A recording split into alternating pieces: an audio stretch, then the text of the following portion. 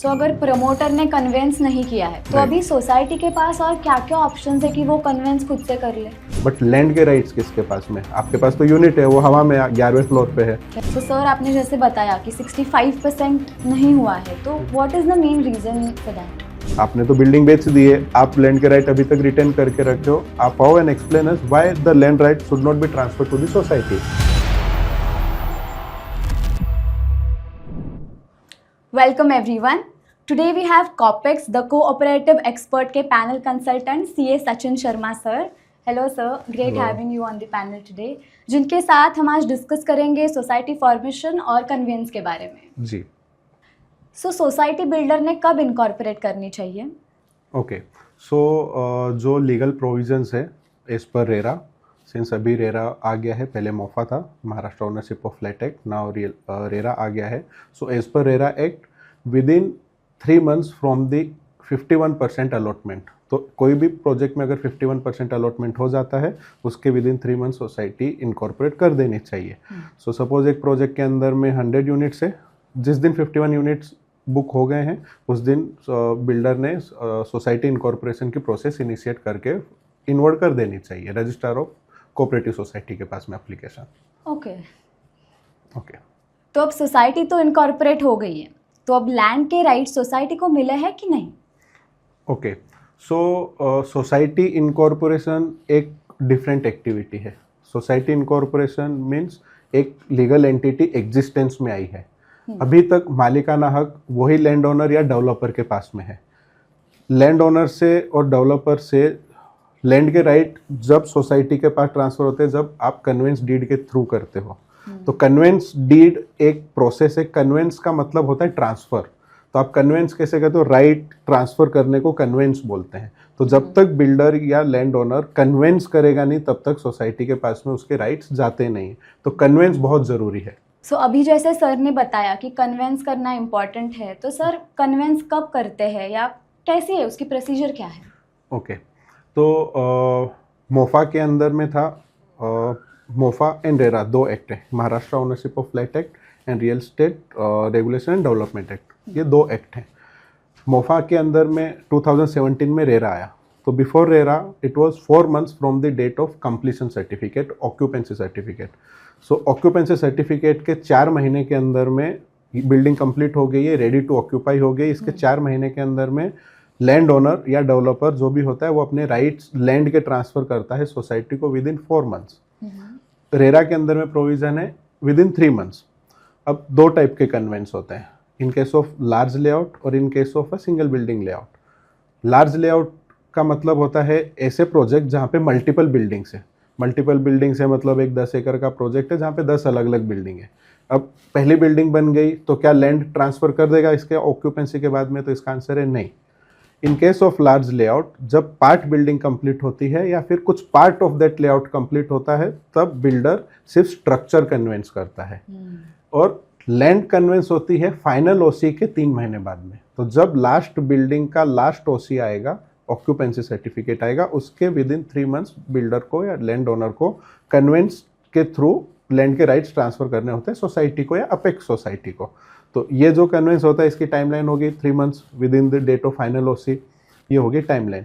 अब ये क्यों करना चाहिए? क्यों करना चाहिए? जैसे बताया, आप जब भी आप फ्लैट लेते हो तो आपके पास में राइट है उस यूनिट के, 1 BHK 2 BHK commercial what ever unit you have bought, आपके पास उसके राइट है। बट लैंड के राइट्स किसके पास में? आपके पास तो यूनिट है, वो हवा में 11वें फ्लोर पे है। लैंड के राइट किसके पास में? तो लैंड के राइट सोसाइटी के पास ट्रांसफर होते हैं कन्वेंस के थ्रू। तो अगर लैंड के राइट ट्रांसफर नहीं करते तो लैंड का ओनर अभी भी लैंड ओनर या फिर डेवलपर है। So conveyance is very important, right. So जैसे आपने बताया कि कन्वेंस 3 months में करना इज अ रूल, तो फिर what is the actual situation right now? Okay, so you will be surprised to listen, more than 65% of the societies are not having conveyance done. So technically 65% societies of the Maharashtra are not the real owner of that particular plot. The real owner is still the landowner or the developer who had developed that plot long back. So अभी ये situation एक अगर आप पूछेंगे तो आपने पीछे भी एक न्यूज़ आर्टिकल आया था टाइम्स ऑफ इंडिया में जहाँ पे बताया गया था 65% ऑफ द सोसाइटीज़ के पास में अभी भी लैंड के राइट्स नहीं है. सो एक्चुअल सिचुएशन ऐसी है. ओह, या सरप्राइजिंग. या राइट. सो सर, आपने जैसे बताया कि 65% नहीं हुआ है, तो what is the main reason for that? Okay, so इसके पीछे 2-3 मेन रीज़न है. सबसे पहला रीज़न ये है कि एक्ट जिस टाइम पे बना था और जिस टाइम पे इम्प्लीमेंट हो रहा था तो उसको उतना स्ट्रिक्टली इम्प्लीमेंट नहीं किया गया. तो जिस एक्ट के अंदर में जहाँ प्रोविज़न है कि 3 महीने या 4 महीने में कन्वेंस होना चाहिए, तो ये क्यों नहीं हुआ गया? जो लॉ मेकर थे उस टाइम पे इम्प्लीमेंट उतना स्ट्रिक्टली नहीं किया गया. This is the main reason जहाँ पे लिबर्टी मिली लैंड ओनर्स को और प्रमोटर को कि वो कन्वेंस नहीं कर पाए. Second, there is a benefits attached to that land. Okay. There are future benefits like TDR, additional unconsumed FSI. So ये सब जब तक जो एक्चुअल ओनर है उसके पास में रहते हैं. अगर प्रमोटर ने या लैंड ओनर ने कन्विंस नहीं किया है तो जो भी फ्यूचर में बेनिफिट्स होंगे ऑफ TDR, रोड वाइडनिंग में TDR चला गया या फिर एडिशनल FSI मिल गई, क्योंकि there is a development control rules. हर एक 10 साल 12 साल के अंदर में state government development rules change करती है. उस रूल के हिसाब से क्या होता है कि ये प्लॉट के ऊपर में कितना कंस्ट्रक्शन हो सकता है. सपोज एक 10,000 स्क्वायर फीट के प्लॉट के ऊपर में 10,000 स्क्वायर फीट का कंस्ट्रक्शन हो सकता है. सो 10 साल बाद में गवर्नमेंट क्या करती है कि अब ये प्लॉट के ऊपर में अभी ज़्यादा कंस्ट्रक्शन चाहिए, तो वो रूल चेंज करती है और बोलती है अभी 10,000 के ऊपर में आप 15,000 स्क्वायर फीट का कंस्ट्रक्शन कर सकते हो. तो जब तक लैंड की ओनरशिप प्रमोटर के पास में है तो जो अनकंज्यूम्ड FSI जो एडिशनल 5,000 का पोटेंशियल उसको मिला है वो फ्यूचर में कंज्यूम कर सकता है, खुद या रिटेन कर सकता है या एनकैश कर सकता है. तो जिसके पास में लैंड के राइट है वो उसके पास में रहते हैं. सो this is also a reason जहाँ पे लोगों ने ओनरशिप और लैंड के राइट्स को ट्रांसफ़र नहीं किया, कन्विंस नहीं किया. सो this is also a reason. तीसरा रीज़न इसके अंदर में ऐसा है कि जब आप कोई प्रोजेक्ट करते हो तो आजू बाजू में लैंड रहती है, तो उनका ऐसा रहता है कि ये लैंड का अगर मैंने कन्वेंस कर दिया, एडजॉइनिंग लैंड में परचेज करता हूँ, उसको अमालगमेट करता हूँ, तो जब अगर कन्वेंस हो गया तो मैं अमालगमेट नहीं कर पाऊंगा तो मैं एडिशनल बेनिफिट्स में इस लैंड के नहीं ले पाता हूँ. तो काफ़ी यानी मोटा इन शॉर्ट कहने का रीज़न यही है कि उस पर्टिकुलर लैंड के जो फ्यूचर बेनिफिट्स होने वाले हैं वो रिटेन करने के लिए कन्वेंस नहीं किया जाता था. So these are the main reason जहाँ पे जिसके कारण अभी तक कन्वेंस नहीं हुए हैं. सो अगर प्रमोटर ने कन्वेंस नहीं किया है तो Right. अभी सोसाइटी के पास और क्या क्या ऑप्शंस है कि वो कन्वेंस खुद से कर ले? राइट. सो मोफा के सेक्शन 11 के अंदर में ऑप्शन है एक कंसेप्ट है डीम्ड कन्वेंस. डीम्ड कन्वेंस का मतलब ऐसा है, अगर लैंड ओनर जो भी एक्चुअल रियल ओनर है उस लैंड का, उसने आपको लैंड का कन्वेंस ट्रांसफ़र करके नहीं दे रहा है which is obligatory for him, अगर वो नहीं करके दे रहा है then you can reach to the competent authority and apply under deemed conveyance provision. Deemed conveyance provision में ऐसा होता है कि जो रियल ओनर है वो आके आपको ट्रांसफ़र नहीं करके दे रहे हैं तो एक गवर्नमेंट ने एक प्रोसेस दी, उसके थ्रू आप खुद उसको ट्रांसफ़र करके ले सकते हैं. So there is a way out. There is a way out. Okay. Right. So as you said कि वे आउट है, तो फिर जी. सोसाइटीज क्यों नहीं कन्विंस करवा ले ली? ओके, इसके भी 2-3 मेन रीज़न है. पहला रीज़न ये है कि उनको लगता है कि मैं इतना टाइम और एक्सपेंसेस क्यों डालूं, क्योंकि it is a time consuming task. यहाँ पे एक्सपेंसेस इन्वॉल्व है, तो लगता है मेरे पास तो फ्लैट की ओनरशिप है, मेरा फ्लैट है, मैं खुद है, मेरे पास पोजेसन है, मुझे यहाँ से कौन निकालेगा, लैंड के राइट्स की अवेयरनेस नहीं है, तो वो टाइम एंड एनर्जी कौन डालेगा, उसमें एक्सपेंसेस है, टाइम है, तो वो उस लिए भी एक नहीं करते हैं. दूसरा ऐसे केयरलेसनेस यानी अनअवेयरनेस, यानी उनको अवेयरनेस ही नहीं है कि लैंड के राइट्स की क्या कीमत है, यानी उसका अहमियत क्या है.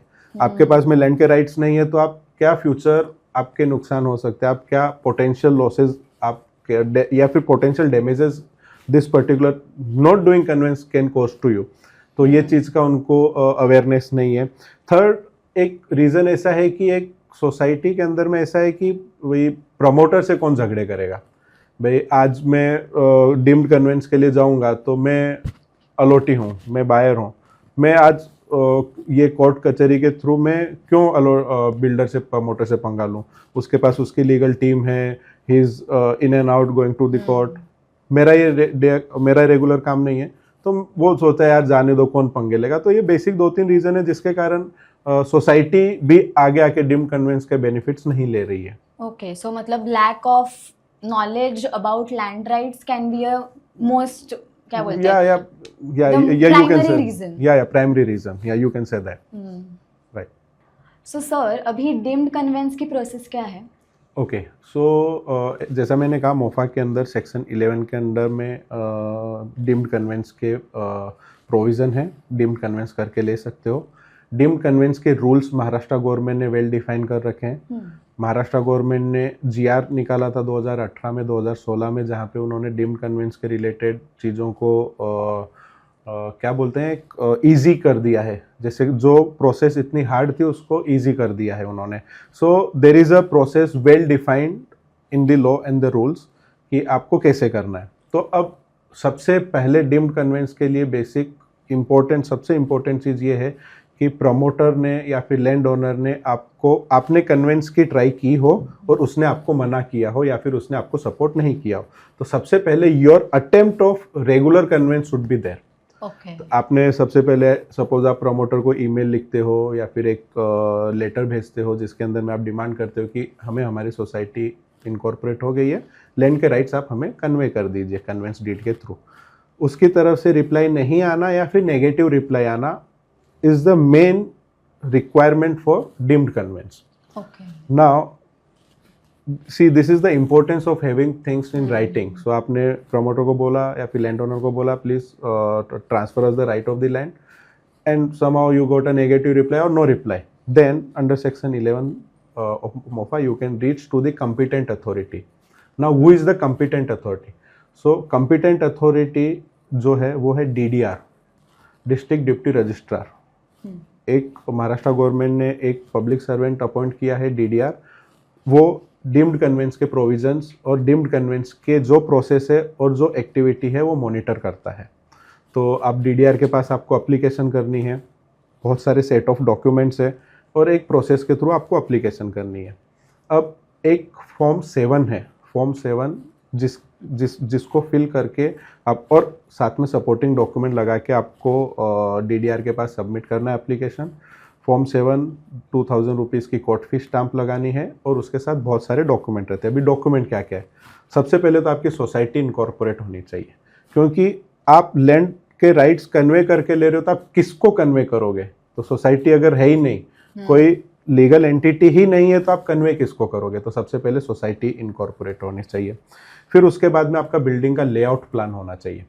बिल्डिंग का लेआउट प्लान वो क्यों मांगा जाता है? सबसे पहले ये देखने के लिए कि क्या कुछ अनकंज्यूम्ड FSI है, क्या अनकंज्यूम्ड पोटेंशियल है क्या?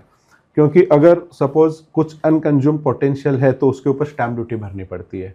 अब आप बोलोगे कि भाई मेरी 30 साल पुरानी सोसाइटी है, 50 साल पुरानी सोसाइटी है, या फिर आज मुझे कन्वेंस करना है, तो बिल्डर है ही नहीं, बिल्डर ट्रेसेबल नहीं है, तो मैं, और जब हमने यूनिट बाई किया तब उसने हमें प्लान नहीं दिया, आज हमारे पास प्लान ही नहीं है, तो हम क्या करें? तो जहाँ पे भी प्रॉब्लम है वहाँ पे सॉल्यूशन भी है। तो आपके पास में अगर प्लान नहीं है, आप लोकल अथॉरिटी, जो भी सैंक्शनिंग अथॉरिटी है, जैसे पुणे में पुणे म्यूनसिपल कॉरपोरेशन है, पिंपरी चिंचवड म्यूनसिपल कॉरपोरेशन है, और पहले डिस्ट्रिक्ट कलेक्टर्स थे जो टेरिटरी अभी PMRDA को दे दी गई है, सो डिस्ट्रिक्ट कलेक्टर्स होते थे। तो आप वहाँ पे एप्लीकेशन या RTI के थ्रू आप मांग सकते हो कि ये सर्वे नंबर का ये सैंक्शन प्लान मुझे चाहिए। अब आपको पहला ऑप्शन है कि वहाँ पे प्लान होगा तो प्लान आपको मिल जाएगा, तो आपको जो लेआउट प्लान, सैंक्शन प्लान चाहिए वो आपको मिल गया। देर आर सिचुएशन जहाँ पे लोकल अथॉरिटी ने भी प्लान सुन के वहाँ पे खो गए, 30 साल पुराने रिकॉर्ड्स नहीं मिल रहे, तो वो सिचुएशन में आप क्या करोगे? तो वो सिचुएशन के अंदर में भी क्या है, आप एक आर्किटेक्ट देखिए, आर्किटेक्ट से आप प्लान बनाइए, जो आज की डेट में एक्चुअल जगह पे जो प्लान है वैसा प्लान बनाइए, and that plan will be treated as deemed sanction plan for particular project. In case where the sanction plan you are not able to find it, right. or maybe the local authority have lost the or may not be have trace of that particular sanction plan, so in that case the sanction plan जो architect से आप आज की date में बना के लोगे, that would be sufficient for this. Now आपके पास में सैंक्शन प्लान है, आपके पास में रजिस्ट्रेशन सर्टिफिकेट है, आपको प्रॉपर्टी के रिकॉर्ड चाहिए रहते हैं, 7/12 प्रॉपर्टी कार्ड, NA ऑर्डर, उसके बाद में जिन जिन लोगों ने उस पर्टिकुलर लैंड के ऊपर बनी बिल्डिंग में यूनिट खरीदे उनके सबके एग्रीमेंट चाहिए होते हैं। अब उनके एग्रीमेंट क्यों चाहिए होते हैं? तो एक कोई भी ट्रांजैक्शन के ऊपर में एक बार स्टैम्प ड्यूटी भरी जाती है, लेकिन एक बार 100% भरी जाती है, यानी जो भी उसको अप्लीकेबल रेट है उस स्टैम्प ड्यूटी भरी जाती है। अब मेरे पास में है 10 यूनिट्स, 10 यूनिट्स में से 10 के 10 यूनिट ने जब आप प्रमोटर से यूनिट खरीदते हो तब आप उसको स्टैम्प ड्यूटी भरते हो। तो जब आपने यूनिट के ऊपर स्टैम्प ड्यूटी भर दी है तो जब आप लैंड के राइट ट्रांसफर करोगे तो उस पर स्टैम्प ड्यूटी नहीं भरनी पड़ती है।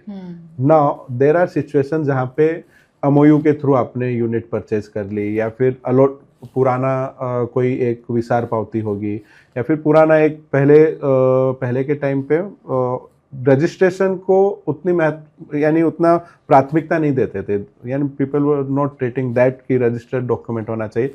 तो कुछ केसेस ऐसे जहाँ पे स्टैम्प ड्यूटी नहीं भरी गई है, या फिर कुछ केसेस ऐसे जहाँ पे सफिशिएंट या फिर जो जितनी स्टैम्प ड्यूटी होनी चाहिए थी उतनी नहीं भरी गई है। तो डीडीआर इवेलुएट करता है, चेक करता है कि कितनी स्टैम्प ड्यूटी आपने भरनी चाहिए थी। अगर वो भर दी गई है तो आपसे स्टैम्प ड्यूटी नहीं मांगी जाती है, नहीं तो शॉर्टफॉल जो भी स्टैम्प ड्यूटी का होता है वो पर्टिकुलर मेंबर से भरवाया जाता है। ये हो गया इसका। फिर टाइटल डॉक्यूमेंट्स लगते हैं। ये सब होने के बाद में फॉर्म 7 के साथ में अपने को ये इन्वर्ट करना होता है। अब पहले अभी 2018 में जब जीआर आया उससे पहले occupancy certificate and completion certificate was compulsory. तो जो अब मैं बोल रहा हूँ 65% सोसाइटीज़ का कन्वेंस नहीं हुआ है, उसका एक रीज़न ये भी है कि occupancy certificate was compulsory before, कि आपको अगर कन्वेंस करना है तो आपके पास में वो पर्टिकुलर बिल्डिंग का ऑक्यूपेंसी सर्टिफिकेट होना चाहिए।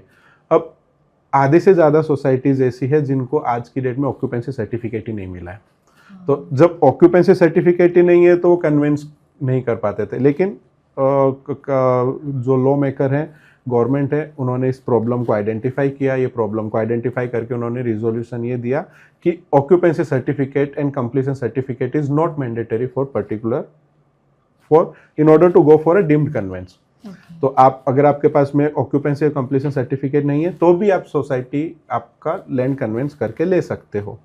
अब आती है बात कि अगर ऑक्यूपेंसी सर्टिफिकेट नहीं है तो आपको सैंक्शन प्लान कंपलसरी है। सैंक्शन प्लान है, ऑक्यूपेंसी आ गया, अब आपको फॉर्म 7 के साथ में आपको इन्वर्ट करना है।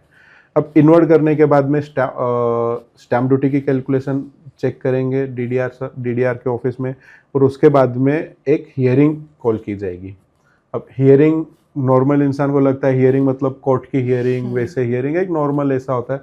So it is not like that, जहाँ पे आप आर्ग्यूमेंट होंगे वैसा नहीं होता है। यहाँ पे कोई ओरल सबमिशंस नहीं होते हैं, यहाँ पे रिटर्न सबमिशंस होते हैं। तो हियरिंग किसकी बुलाई जाएगी? सोसाइटी ने एप्लीकेशन की है कि ये सोसाइटी है मेरी, ये बिल्डिंग्स हमारी है और हमें लैंड ट्रांसफ़र करके दो। अभी ये लैंड किसके पास में है? ये लैंड की राइट है प्रमोटर के पास में। सो एक नेचुरल एक इंडियन लॉ के हिसाब से अपॉर्चुनिटी ऑफ बीइंग हर्ड सबको दी जाती है। सो जो एक्चुअल ओनर है उसको नोटिस दिया जाता है, उसको हियरिंग के लिए बुलाया जाता है कि आप आओ और हमें बताओ कि ये लैंड के राइट्स उनको क्यों नहीं ट्रांसफ़र किया जाए। आपने तो बिल्डिंग बेच दी है, आप लैंड के राइट अभी तक रिटेन करके रखे हो, आप आओ and explain us why the land right should not be transfer to the society. So अब दो सिचुएशन हो सकती है। एक सिचुएशन ऐसी है कि जो एक्चुअल ओनर है वो आएगा, हियरिंग अटेंड करेगा, हियरिंग अटेंड करने के बाद में आर्ग्यूमेंट्स करेगा, और एक सिचुएशन ऐसी है जहाँ पे लैंड ओनर आ ही नहीं रहा है। तो जहाँ पे लैंड ओनर नहीं आ रहा है वहाँ पे डीडीआर के पास में राइट्स है, सिविल कोर्ट के राइट है, उनके पास में क्रिमिनल कोर्ट के भी राइट है। क्रिमिनल के राइट्स मतलब कोई पब्लिक सर्वेंट है वो, तो अगर वो जो भी काम कर रहे हैं उनको अगर काम नहीं, जैसे अगर कन्वेंस कर रहे हैं तो कोई उनको कन्वेंस नहीं करने दे रहा, so they can take criminal action also. Civil rights ऐसे हैं कि जब आप कोई राइट्स लैंड के वो ट्रांसफ़र करके किसी को दे रहे हैं तो वो किस हक से दे रहे हैं, तो उनके पास में सिविल कोर्ट के भी राइट्स हैं।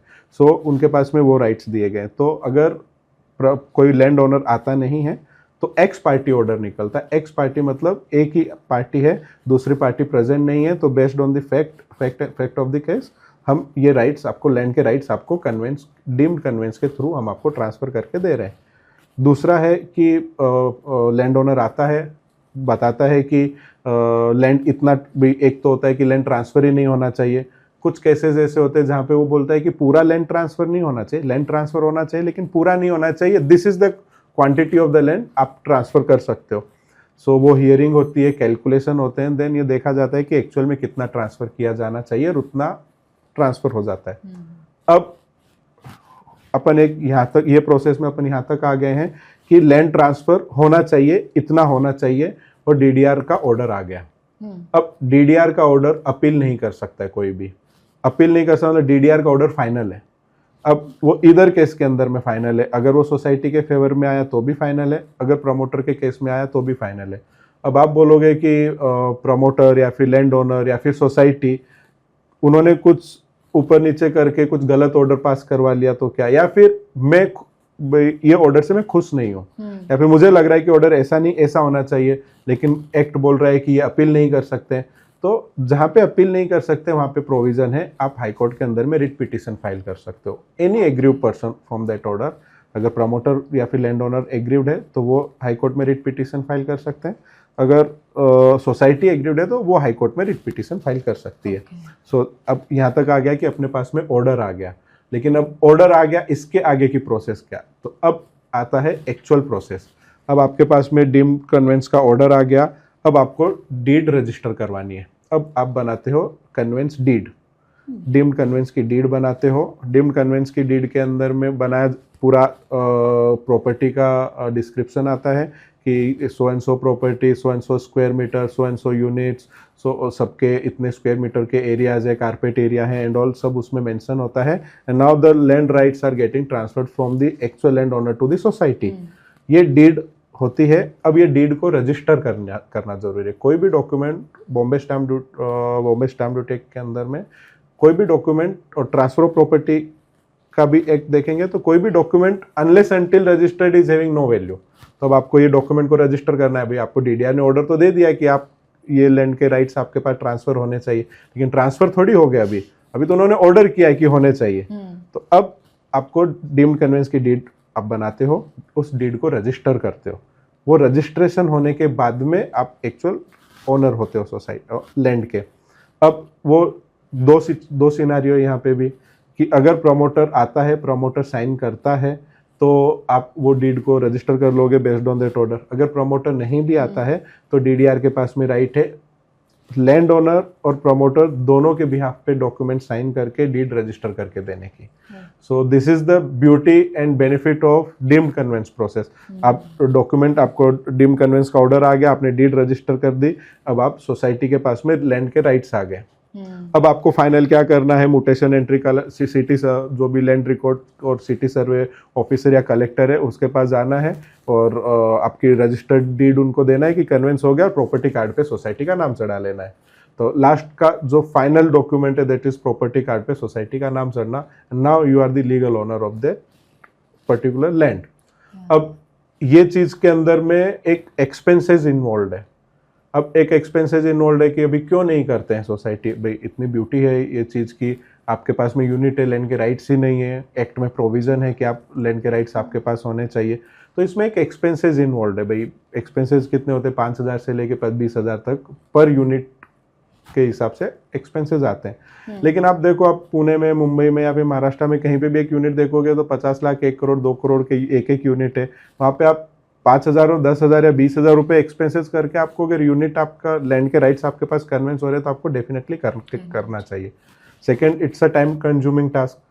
तो अगर सोसाइटी कैपेबल नहीं है तो definitely they should appoint a legal adviser, a person who is competent enough to take care all this process on their behalf, जो डॉक्यूमेंट बनाएगा, सब सबमिट करेगा, एंड जो भी हियरिंग्स आएंगे वहाँ पे आर्ग्यूमेंट्स करेगा, and then he will get this particular deemed conveyance deed registered. So आप लीगल एडवाइजर्स होते हैं, लीगल प्रोफेशनल्स होते हैं, उनकी हेल्प ले सकते हैं, you can get this process done. Yeah, it's a long process, but it is very mandatory is what I felt after hearing. Yeah, there is a case in Mumbai जहाँ पे land के rights convey नहीं हो रखे थे, convince deed नहीं हो रखी थी, और वो बिल्डिंग टूट गई। अब बिल्डिंग टूट गई, अब आपके पास में तो यूनिट थी, आपके पास यूनिट का राइट था, वो यूनिट है ही नहीं, तो आप क्या करोगे? तो वो ऐसे केसेस को अवॉइड करना है जहाँ पे अब आपके पास न लैंड के राइट है और यूनिट तो फिजिकल है ही नहीं, तो आप वो सिचुएशन में आप क्या करोगे? अब आपको याद आता है कि अब मुझे डिम कन्विंस करके लेना चाहिए था। Now this become very difficult for you कि भाई एक अनसर्टन इवेंट के बाद में आप कर रहे हो, तो इट्स बेटर कि आप एक टाइम रहते हो, एक्ट में प्रोविजंस है। सो काफ़ी सोसाइटीज जो ऐसी, खासकर मैं उनको बोलना चाहूँगा जिनके पास ऑक्यूपेंसी सर्टिफिकेट नहीं है, वो भी डिम कन्वेंस को जा सकती है। जिनके पास में सैंक्शन प्लान नहीं है पुराने, वो भी जा सकती है। पुराने सैंक्शन प्लान जो कॉरपोरेशन से खो गए, इसका मतलब अनसैंक्शन बिल्डिंग की बात नहीं कर रहा हूँ जो इलीगली कंस्ट्रक्ट की गई है कि सैंक्शन प्लान नहीं है, बिना सैंक्शन प्लान के कर दिया तो मैं कन्वेंस कर सकता हूँ, ऐसा नहीं है। ऐसी सोसाइटी जो सैंक्शन थी एक टाइम पे, लेकिन उनका सैंक्शन प्लान उनको नहीं मिल रहा है, सो वो भी डिम कन्वेंस को जा सकते हैं। तो एवरीवन जिन्होंने भी अभी तक अपनी सोसाइटी का लैंड के राइट ट्रांसफर करके नहीं लिया, they should use this provision. And second, अब आपको टाइम टेकिंग की जब बात हो रही है तो बताता हूँ, लॉ मेकर ने लॉ बनाते वक्त ही इसमें लिख दिया था 6 month is a timeline to do this, to complete this process. तो आपको कितना टाइम लगेगा? Maximum 180 days. तो 180 डेज, इधर वे 180 डेज में आपका या तो आपका डीड ऑफ कन्वेंस रजिस्टर हो जाएगी, ऑर्डर आपके फेवर में आ जाएगा या नहीं आएगा। इधर वे आपको ऑर्डर मिल जाएगा कि are you eligible for deemed conveyance और नॉट। सो आपको केपिंग के साथ में, ऐसा नहीं है कि भाई कोर्ट में फाइल गई है, 20-20 साल प्रॉपर्टी के केसेस नहीं आते हैं, तो वो एक माइंडसेट यहाँ पे नहीं लगता है। तो आप अप्लाई करो, डॉक्यूमेंट बनाने में टाइम लगेगा, आपको सब चीज़ें करने में टाइम लगेगा, लेकिन आप एक सबसे इम्पोर्टेंट, आप स्पेशल जनरल मीटिंग बुलाओ और आप डिम कन्वेंस का प्रपोजल रिजोल्यूशन पास करवा के लो, and you just initiate this process. It will take time but definitely you will get ownership of your land. But it's worth doing या this it's worth, because आज जमीन की कीमत आप देख लो कि आज जमीन की कीमत और यूनिट की कीमत में कितना फर्क है, जमीन का पोटेंशियल कितना है। जमीन is the only natural resource जो लिमिटेड है। आप जमीन नहीं बढ़ाई नहीं जा सकती है, कैसे बढ़ाओगे जमीन को? तो यू हैव लिमिटेशंस, तो उसकी वैल्यू बढ़ने ही वाली है। स्काई हाई रॉकेट के जैसे जमीन की कीमत बढ़ रही है, तो आपके पास उसके, और ये आपका हक है। ऐसा नहीं है कि आपको एक ऑप्शन दिया जा रहा है कि यार आपके ये जमीन है आप ले लो, ऐसा नहीं। आपका लीगल राइट है, हक है, आपको उसको एक्सरसाइज करना चाहिए और आपको आपकी ओनरशिप क्लेम करनी चाहिए। एंड एक्ट के अंदर प्रोविजन है, तो you should opt and go and utilize this and have the benefit of this particular beautiful provision. या So as you said कि conveyance is very important, it's a long process but it is mandatory to do for your own land. तो फिर इसके benefits क्या होते हैं, और अगर किसी ने नहीं करवाया तो what is the risk? Okay, so सबसे पहले तो बेनिफिट ये है कि आपकी जो एसेट है आप उसका ओनरशिप क्लेम कर रहे हो, तो बेनिफिट से ज़्यादा ये एक हक है, आपके राइट्स है, ये you should claim it. Like आपने यूनिट ले लिया लेकिन आप लैंड नहीं ले रहे हो, ऐसा यानी, तो ऐसा नहीं होना चाहिए। तो आपके पास में आपके राइट है वो आपके क्लेम होने चाहिए। सेकेंड बेनिफिट ऐसा है कि जब सोसाइटी रीडेवलपमेंट में जाती है, रीडेवलपमेंट मतलब सोसाइटी पुरानी हो गई, आज उसको तोड़ के नई बिल्डिंग बनानी है, लेकिन जब नई बिल्डिंग बनानी है, दैट इज आफ्टर 30 ईयर्स, भाई बिल्डिंग टूटने लग गई है, रिपेयर मेंटेनेंस ज़्यादा आने लग गया है, अब बिल्डिंग नहीं बनानी है, उस टाइम पे आपके पास में लैंड के राइट्स नहीं है, तो आप नई बिल्डिंग कैसे बना पाओगे? सो रीडेवलपमेंट आप नहीं कर पाओगे अगर आपके पास में लैंड के राइट्स नहीं है, आपके पास कन्वेंस नहीं है। तो थर्ड, जो भी लैंड के पोटेंशियल इनकम्स या बेनिफिट्स रहते हैं, प्रॉफिट्स रहते हैं, वो लैंड के ओनर को मिलते हैं। सपोज पहले रोड 20 मीटर की थी, अभी रोड वाइडनिंग के अंदर में 30 मीटर हो गई, सो एडिशनल 10 मीटर सोसाइटी की रोड लोकल अथॉरिटी ने रोड वाइडनिंग में एक्वायर कर ली, उसका बेनिफिट किसके पास जाएगा? The one who is owner of that property. So अगर लैंड ओनर या फिर प्रमोटर उस पर्टिकुलर लैंड के ओनर है, रोड वाइडनिंग में गई, तो वो बेनिफिट उसको मिलेंगे। तो आप अगर सोसाइटी उसका बेनिफिट लेना चाहती है, सोसाइटी मतलब the association of all members, 10 लोग यूनिट होल्डर है, 10 लोगों का एसोसिएशन इज अ सोसाइटी। सो अगर बेनिफिट सोसाइटी में आ रहा है, अगर आप 10 लोगों में एक हो तो 10% आपको भी मिल रहा है। सो जो भी बेनिफिट आ रहे हो सोसाइटी में लेके आना चाहते हो, तो सोसाइटी के पास में लैंड के राइट्स होने चाहिए। सो आप जो भी पोटेंशियल इनकम रहते हैं और प्रॉफिट्स रहते हैं, और जो लैंड के benefits arising from that particular land will be given to the person who is the real owner of that particular. So आप पेपर के ऊपर में लैंड ओनर तो उनको मिलेंगे, अगर आप सोसाइटी हो तो आपको मिलेंगे। रीडेवलपमेंट के लिए बहुत कंपलसरी है, रीडेवलपमेंट वही कर पाएगा जो लैंड ओनर है। तो आपको अगर रीडेवलपमेंट का आप सोच रहे हो और आपकी सोसाइटी का कन्वेंस नहीं है, तो before even you think about redevelopment आपको पहले कन्वेंस करके लेना है। सो आपको सबसे पहले कन्वेंस की एक्सरसाइज करनी है, कन्वेंस ऑर्डर लेके आके कन्वेंस डीड रजिस्टर करके लेनी है, then only you can go for redevelopment. So redevelopment के लिए सबसे इम्पोर्टेंट है लैंड के राइट आपके पास होने चाहिए. सो अगर आपकी सोसाइटी पुरानी हो गई है, 30 साल की पुरानी है और आप रीडेवलपमेंट का सोच रहे हो, 20 साल पुरानी सोसाइटी है, 5 साल बाद रीडेवलपमेंट आएगा, अगर आपके पास कन्वेंस नहीं है, सो this is a high time you should apply, you should go for this provision, deemed conveyance or conveyance, either way. So you should use this provision and get your conveyance done. Right. So these are the benefits and you can say associated risk if you are not getting it done. Yeah, so it's very important again to Yeah. get it done as soon as possible. Completely. Yeah. As we have came to the end of the video, we have completed almost 3 important topics, that is society formation, conveyance, and usme bhi regular and deemed conveyance. Okay. So 65% societies haven't done it yet, as you said. Right. So they have a great chance to do it, as sir has shared a lot of information about it. Or if you have any query, you can comment down below. Sir, आप उनको बता देना अगर Definitely, कुछ yeah. उनको help चाहिए तो. So do not forget to subscribe us. Do follow, like, comment and share. And of course follow us on Instagram. Sir, it was great having you on this podcast. And thank you all for watching. Thank you.